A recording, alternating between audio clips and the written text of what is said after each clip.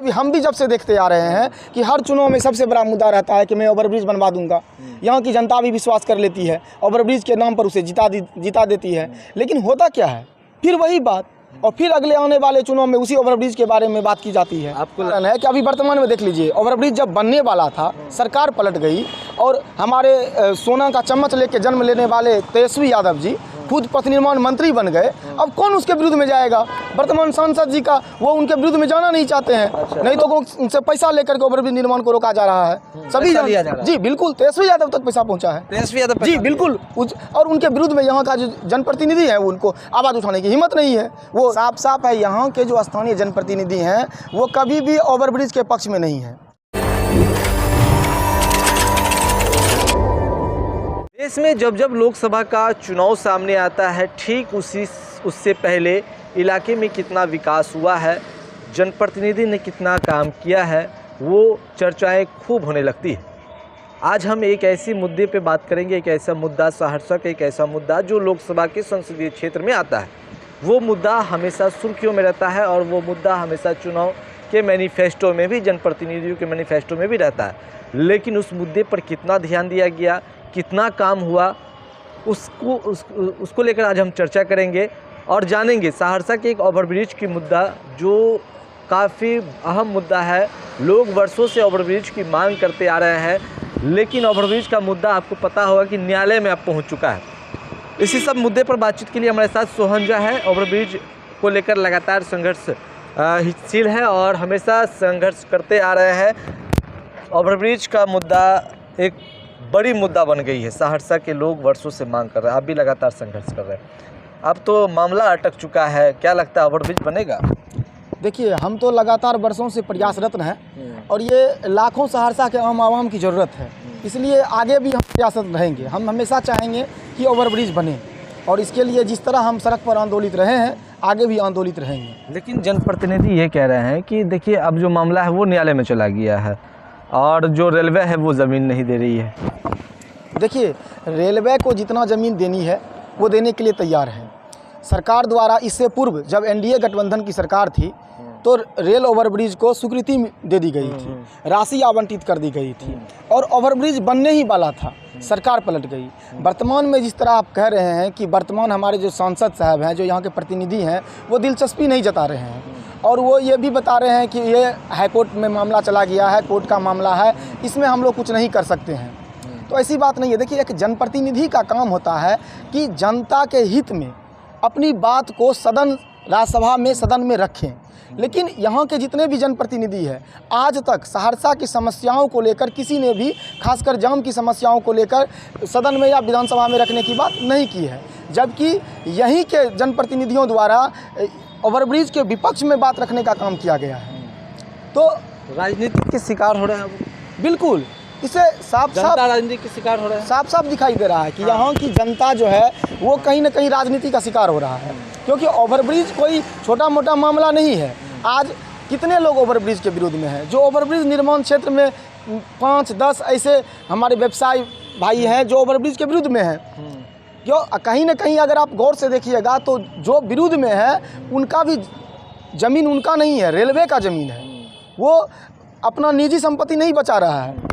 लेकिन सोहन जी, हर चुनाव में मैनिफेस्टो में ये मुद्दा जो है वो हमेशा रहता है, जनप्रतिनिधि के मैनिफेस्टो में कितना ध्यान हुआ है? कोई आज तक जितने भी हम भी जब से देखते आ रहे हैं कि हर चुनाव में सबसे बड़ा मुद्दा रहता है कि मैं ओवरब्रिज बनवा दूंगा। यहाँ की जनता भी विश्वास कर लेती है, ओवरब्रिज के नाम पर उसे जिता देती है। लेकिन होता क्या है, फिर वही बात, और फिर अगले आने वाले चुनाव में उसी ओवरब्रिज के बारे में बात की जाती है। आपको लगता है कि ओवरब्रिज बन पाएगा? देखिए, देखिए, ये तो वर्तमान जितने भी जनप्रतिनिधि हैं उन्हें लगता होगा कि नहीं बन पाएगा, क्योंकि वो चाहते ही नहीं बनाने के लिए। नहीं चाहते हैं। नहीं, अगर एक जनप्रतिनिधि चाह ले ओवरब्रिज बनाने के लिए तो क्या कठिनाई है? ऐसा कौन सा नहीं चाहते हैं? कारण जी, उसका सबसे बड़ा मुख्य कारण है कि अभी वर्तमान में देख लीजिए, ओवरब्रिज जब बनने वाला था, सरकार पलट गई और हमारे सोना का चम्मच लेके जन्म लेने वाले तेजस्वी यादव जी खुद पथ निर्माण मंत्री बन गए। अब कौन उसके विरुद्ध में जाएगा? वर्तमान सांसद जी का वो उनके विरुद्ध में जाना नहीं चाहते हैं। नहीं तो आज जैसे ओवरब्रिज नहीं बन रहा है, उन्हें इस बात को रखना चाहिए था सदन में रखना चाहिए था कि भाई जन सरोकार की मुद्दा है। रोज़ सहरसा के लाखों आवाम उस जाम में जूझ रही है, तरस रही है, एम्बुलेंस फंस जाती है, मृत्यु हो जाती है, लेकिन आखिर तेजस्वी के विरुद्ध में उनको बोलने का हिम्मत नहीं हो रहा है। सभी जान रहा है, पूरा सहरसा में आप हर एक जनता से पूछ लीजिए, बोलेगा कि यहाँ का जो कुछ 10, 15, 20 ऐसे बड़े पूंजीवाद लोग हैं जो ओवरब्रिज के विरुद्ध में हैं, जिन्हें लगता है कि हम जो कब्जा किए हुए हैं रेलवे का ज़मीन वो हमसे छूट जाएगा, ऐसे लोगों से पैसा लेकर के ओवरब्रिज निर्माण को रोका जा रहा है। सभी जी बिल्कुल, तेजस्वी यादव तक पैसा पहुंचा है, तेजस्वी यादव जी बिल्कुल। और उनके विरुद्ध में यहाँ का जो जनप्रतिनिधि है उनको आवाज़ उठाने की हिम्मत नहीं है। वो पलड़ा झाड़ना चाहते हैं, छुटकारा पाना चाहते हैं, ओवरब्रिज के बारे में कुछ बोलना नहीं चाहते हैं। सोहन जी, ये कहना चाह रहे हैं आप, जब ओवरब्रिज का मुद्दा ऊंचा उठता है, जब बात सामने आती है बनने की, तब विरोध करना शुरू कर देते हैं यहाँ के, यही ना? देखिए, जब बनने की बात आती है तो विरोध तो कुछ लोग करते हैं। साफ साफ है, यहाँ के जो स्थानीय जनप्रतिनिधि हैं वो कभी भी ओवरब्रिज के पक्ष में नहीं है। अब फिर लोकसभा का चुनाव आ रहा है, जी फिर कोई नहीं, फिर जो प्रत्याशी होगा वो कहेगा मैं बनवा दूंगा, मैं बनवा दूंगा। लेकिन सब एक ही थाली के चट्टे बट्टे हैं। इन्हें आम जनताओं की परेशानियों से कोई लेना देना नहीं है। बस इन्हें कुर्सी चाहिए, चाहे जाति के नाम पर हो, चाहे ओवरब्रिज के नाम पर हो, जिस तरह से हो उन्हें कुर्सी चाहिए। कुर्सी मिलने के बाद जनता को कोई पूछने वाली नहीं है। ये समझ लीजिए कि यहाँ की जनता को जाम में फंसना तय है। अब वर्तमान में तो यही है, वर्तमान में तो दिख रहा है, अभी तो कोई रास्ता नहीं है, झेलना पड़ेगा। एक सोहन झा है वो फिर आंदोलन करने के लिए तैयार है। हम यहाँ से पटना तक आंदोलन करते हैं, पटना तक आंदोलन करते रहेंगे, हमेशा ओवरब्रिज को हम भूलने तो नहीं देंगे। जिस तरह से ये लोग ओवरब्रिज को भुलाने का प्रयास कर रहे हैं, जिस तरह से जनप्रतिनिधि पलड़ा झाड़ने का काम कर रहे हैं, आज लगभग 2 महीने से, बीच में मेरा स्वास्थ्य खराब था, हम चुप हैं तो ओवरब्रिज का मुद्दा ठंडा पड़ गया, कोई बोलने वाला नहीं है। आज हम आवाज़ उठाएंगे, ओवरब्रिज जैसे ही सकारात्मक कोई बात आएगी, बस यहाँ सहरसा की वही है कि जहाँ सकारात्मक बात आई तो क्रेडिट लेने का होड़ लग जाता है, क्रेडिट लेने का होड़ लग जाता है, क्रेडिट लेने का होड़ लग जाता है। आज जब ओवरब्रिज की बातें बंद है, मैं अस्वस्थ था, मैं आंदोलन नहीं कर रहा था, तो कोई बोलने वाला नहीं है। नहीं बन रहा है तो अच्छी बात है। बगल का जिला मधेपुरा है, उसमें ओवरब्रिज को लेकर मिट्टी जांच वगैरह सबकी प्रक्रिया शुरू हो गई है। हाँ बिल्कुल, जो कि वहाँ उतनी मांग भी बिल्कुल कहीं मांग नहीं है। सुपौल को ले लीजिए आप, सुपौल में ओवरब्रिज आधा से ज़्यादा बन चुकी है।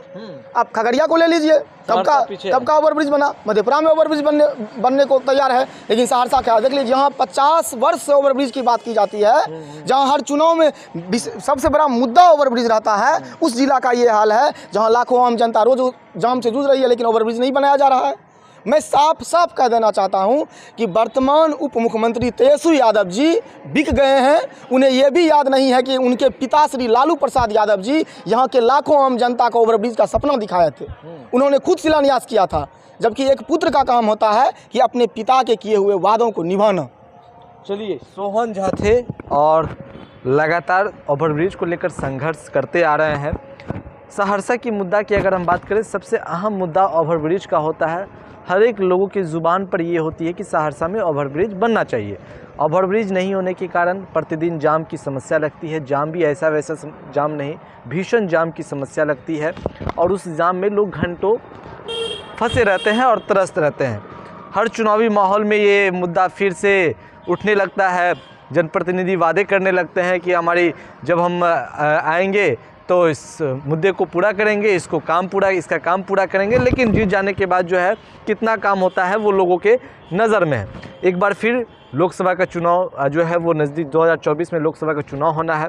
उससे पहले लोगों के जहन में खूब चर्चाएं चल रही है, लोगों की ज़ुबान पर खूब ये चर्चाएं हो रही है कि सहरसा में कितना विकास हुआ है। लोग विकास को देखना चाह रहे हैं। हमने इसको लेकर जो जनप्रतिनिधि से